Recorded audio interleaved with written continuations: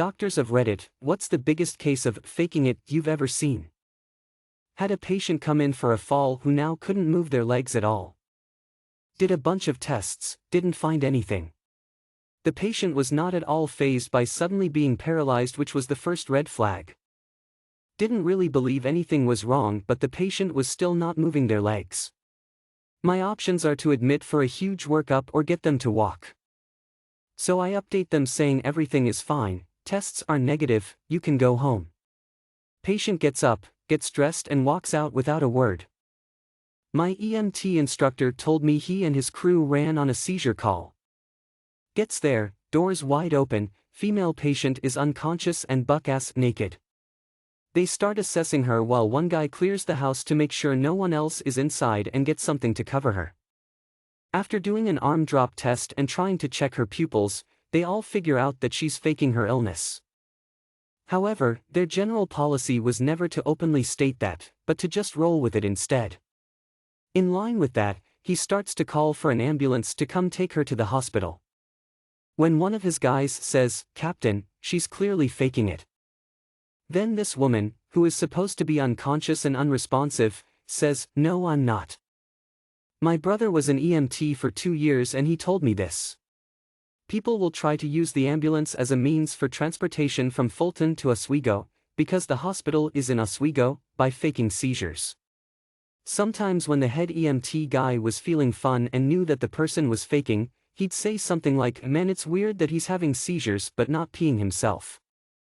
Apparently the person would kind of snap out of it for a second, weigh up the repercussions, then either pee themselves or stop faking. I thought that was hilarious. Nurse for an ophthalmologist here. Had a 21-year-old new patient claiming to be completely blind from a sudden and severe glaucoma diagnosis from a previous unknown doctor. Would feel around while walking, tried to keep eyes rolled back into his head. The whole 9 yards. He said he is a famous YouTube rapper that is now unable to make videos or earn a living. I exclaimed to have heard of him before and very excitedly asked him to search and show me his YouTube channel on my phone so that I could subscribe. He took my phone out of my hand and effortlessly found the YouTube app and typed away in the search bar. Oh, and of course his eyes were back to normal and focused. One time my roommate, who is an ICU nurse, came to see one of my indoor soccer games. During the game a player on the other team went down, hurt and starting screaming in pain and swearing and rolling around while holding his ankle before he was eventually helped off the field. He then limped over to where the fans sat and watched the rest of the game brooding in silence before he left early. After the game my roommate told me he was going to go over and see if there was anything he could do to help, until he saw that the guy was limping on the wrong leg.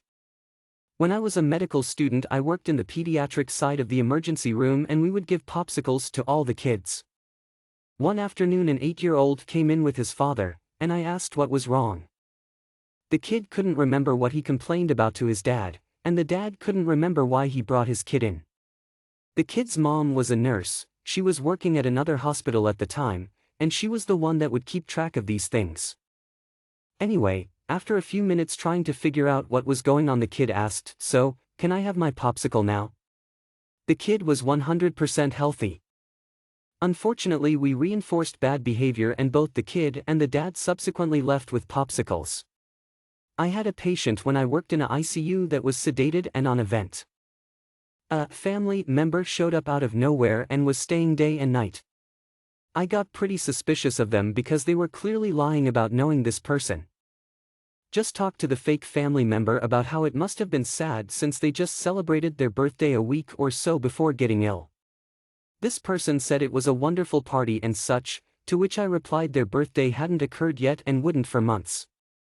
Turned out when security came it was a homeless person who snuck in and found a room with a sedated patient and decided to make it a place to stay.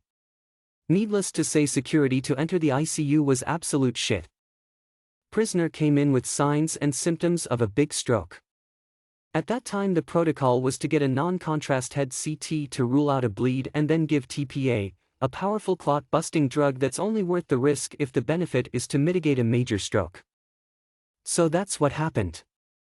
Later in the course he got a little carried away and started embellishing his story with symptoms that didn't make sense with his stroke diagnosis, and that's how we figured out he was faking it just to get some time away from jail. My mom was an emergency room nurse.